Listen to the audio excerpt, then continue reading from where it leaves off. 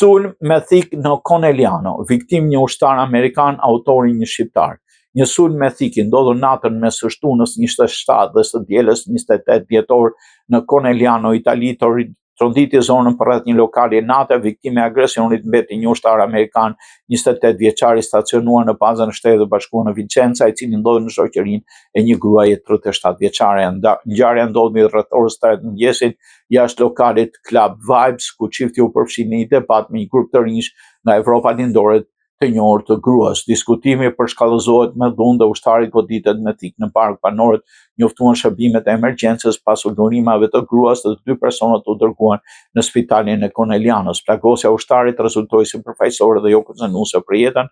Ai u lirua dielën në mëngjes pas një prognoze për 10 ditësh, ndërsa gruaja pësoi vetëm dëntime të lehta. Karabinierët fal pamjeve të kamerave të sigurisë identifikuan autorin e dyshuar, një shtetas shqiptar, bashkëqytetar i gruas 37 vjeçare. Hetimet paraprake tregon se motivi dyshohet të ketë qenë xhelozia pa lidhje sentimentale apo familjare mes autorit dhe gruas.